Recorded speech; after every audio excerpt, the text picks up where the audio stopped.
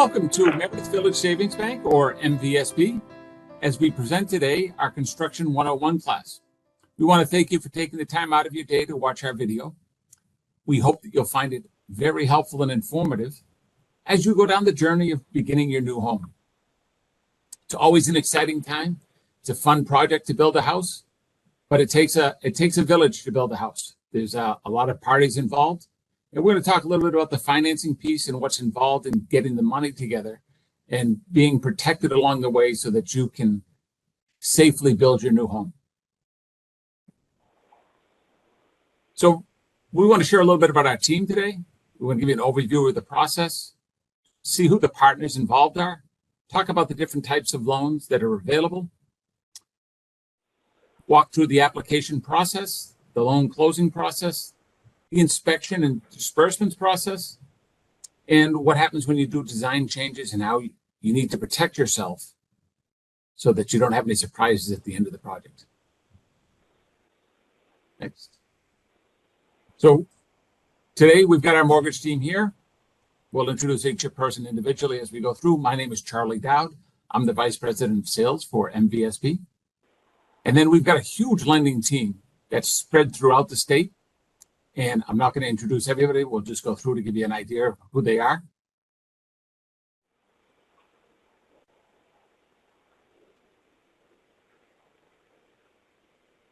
And then with our construction lending team, it starts out with Ken Paul. He's here in the white. And then we've got we've got our construction loan coordinator, Allison Vosgersian. And we've got Heidi Stiles, who was our construction loan processor. Hello.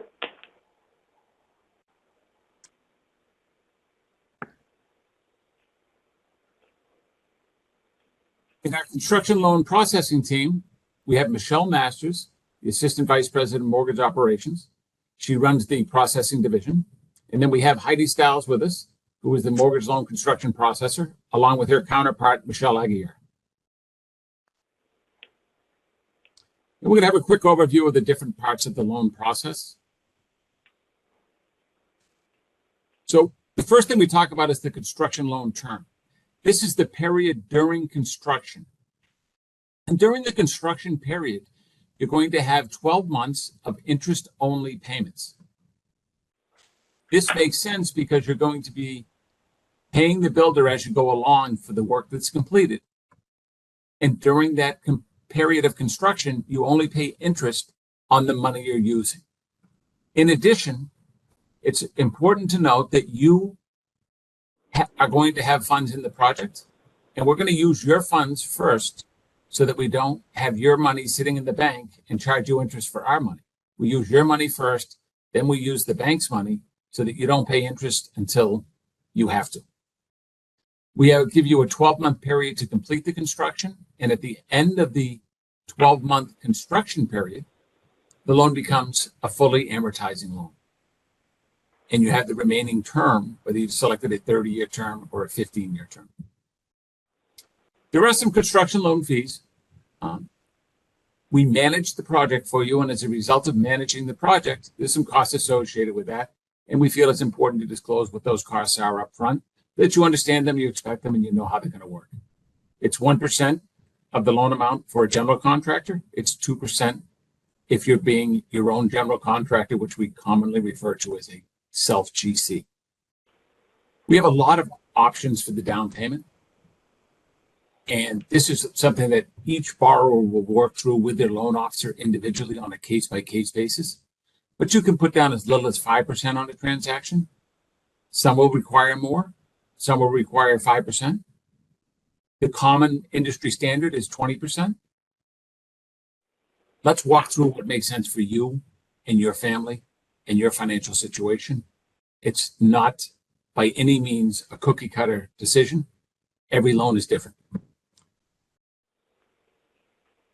And then we have a lot of partners in this process. And I'm going to introduce Ken Paul, the Vice President of Residential Construction, to tell you a little bit about the partners involved in the process. Thank you, Charlie. As Charlie had mentioned, there's two types of residential loans, construction loans that we do. The primary one is a general contractor. The borrower has a general contractor and they're in charge of the project. All the funds go through the general contractor. The other one is a self GC project where the borrower is their own general contractor and either project manage or actually build the project themselves. Once the application is submitted, and if it's a new general contractor, I will meet with them at a existing site they have or your site.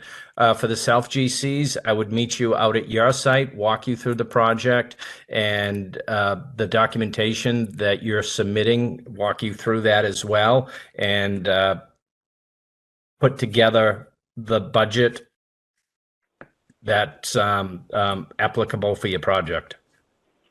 So we've got several types of loans. We've got a single close and a two close. And I want to explain the difference and why we have selected one over the other here at MVSB. A single close construction loan is a commonly referred to as a construction to permanent loan. So this really saves you some money and takes a lot of risk out of the transaction for everybody involved. What we do is we have a one-time close. You create your budget and all, put that together, and then we go to closing. We do a 12-month period for construction, and at the end of the 12-month period, you have converted automatically, without any other work, to your permanent loan. This creates one set of closing costs, and it ensures that your rate isn't going to change throughout the process. So it takes the interest rate risk away, it takes away the qualification risk, and it takes away the mystery of where you're going to be throughout the process. There's also a two-close construction loan where you do one loan for the construction process, and then when the home is completed, you take that loan out with a permanent loan. Again, you have risk with that where you may not qualify for the second loan because your situation may change. You have a unknown interest rate at the end of construction, which is an interest rate risk that many people would find unacceptable. So at MVSB, we've made the decision not to offer a two-close construction mortgage because we feel that there's too much risk involved for our clients. So we can do this particular loan under a number of purposes. You may own your land today, and you just want to do the construction loan for land that you already own. You may have a loan on your land, and we would pay that loan off and then do the loan, the one-time close to pay off your loan and do the construction. You may do a one-time loan where you purchase the land and then do the construction with it. Regardless of the situation, the loan officer will walk you through the options available and make it as easy as possible for you. For the application process, we're going to have Heidi Stiles take over. Thank you, Charlie. We're going to go over the application process of documentation, approval, submission, and we're going to go over with what is requested and required. At this point, the following documentation is necessary, which is income documentation, which is W-2s, pay stubs, asset statements, retirement funds. We do need to see that there is a mortgage statement on your primary home with a tax bill to show what you currently own, along with a subject property deed. If the land is being purchased, we do need to have a signed purchase and sales agreement along with insurance to show that we have to include builder's risk. Upon the receipt of the following documentation, the construction contract needs to be signed by your general contractor along with building plans and specifications.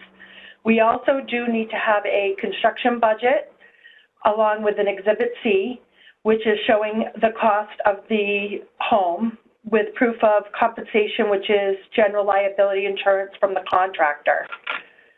If you're a self-contractor or a general contractor and you're new to MVSB, we are going to need the supplier and subcontractor list, which is an Exhibit B. We are going to need the general contractor qualification form or the self-general contractor, which is an Exhibit D, and construction quotes and subcontractor quotes. All project approvals will go through to ensure that the contract's complete and that we identify the needs of the items that are going to be required but not limited to.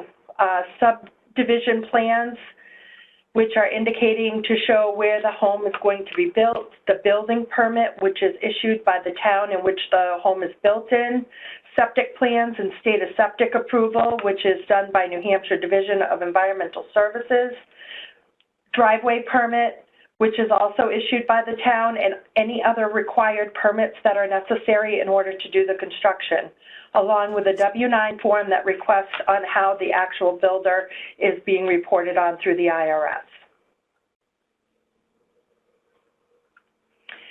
The construction budget is going to show how much in each category or line item is showing for a dollar value.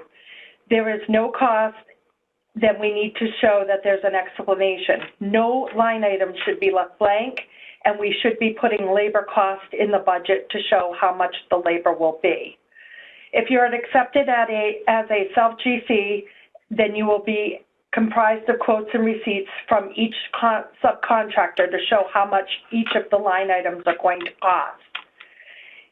If you are automatically being included in the contingency for any project overruns, then we're going to be looking for 5% of the working for a general contractor, 10% if you're a self-general contractor, which means that we are going to go ahead and put in a contingency through Meredith Village Savings Bank for any cost overruns. The construction budget must be signed by all parties before you close at the closing table. If the construction budget exceeds the loan amount, we will request that the funds be brought into the bank, and we'll be using those funds first. So after the loan is closed, we are actually going to be sending your loan to a loan closing closer who is going to be processing the necessary documents in order to get you clear to close. The title company will reach out along with the closer to be able to set up a day, time, and location that is convenient for the borrower. Upon the receipt of the documents for the loan closing, the construction loan coordinator will reach out to everyone and let them know what's involved to do the review process. I am now going to introduce Allison Voskirjan on how inspections and disbursements are done through Meredith Village Savings Bank. Thank you, Heidi. So once your loan has closed, the construction loan coordination team will be taking over the management of your project until you move in. We will be performing property inspections whenever a disbursement is requested by your builder or funds are being dispersed if you're a self-GC loan. That is to make sure that the funds are being used for the purpose intended, that you're not going over budget, and that the work is completed for the inspection and the disbursement for the funds being requested. We do recommend that you keep a close watch over the construction of your home and that you communicate with your coordinator throughout the entire process. We do have an in-house construction loan team that will be visiting your property to complete the inspections. And by managing inspections in-house, this allows us to visit your site promptly when a request is made for disbursements to be dispersed. Our commitment is to complete the inspection and have the funds dispersed within 1 week of receipt of necessary documentation. At the end of the project, we will send a residential appraiser back out to the property to ensure that it was completed per the plans and specs given at the beginning of the project. Disbursements are made to builders, contractors, and suppliers once work has been completed. Although we do discourage the payment of deposits, they can be made directly to a supplier in order to order a kit, such as for a log home, modular home, or manufactured home. The process of scheduling the inspection will be that the builder will email the construction loan coordinator with the recommended or the necessary documentation for the disbursement being requested. The coordinator will collect the necessary lien waivers from you as well as the company or builder being paid. There are many different ways that funds can be dispersed to your builder. We can do a direct deposit into an MVSB account. We can have your builder pick up a check at any of our 13 locations throughout the state.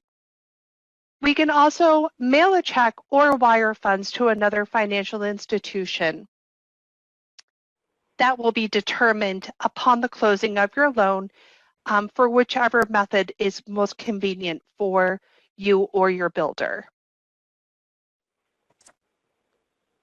Moving forward and talking about design and project change orders. As I mentioned, MVSB will be monitoring the overall project as well as the disbursement schedule until your project is successfully completed. We must ensure that there are not any variances that could affect the final value of your home. This is to protect you and also your builder and MVSB. So if there's anything added to the project that was not included in the original contract or budget, those change orders must be submitted to MVSB before the work is started for review and approval.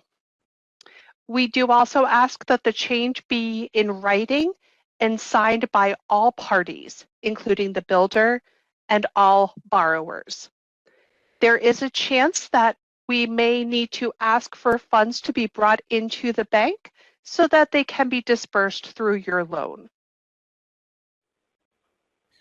We want to thank you so much for taking the time to join us today. We know your time is valuable, and we know you have choices in your mortgage selection process, and we appreciate your considering MVSB. The home ownership journey is fun.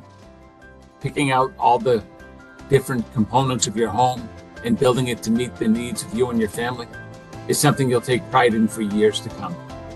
And we're honored to be a part of that process.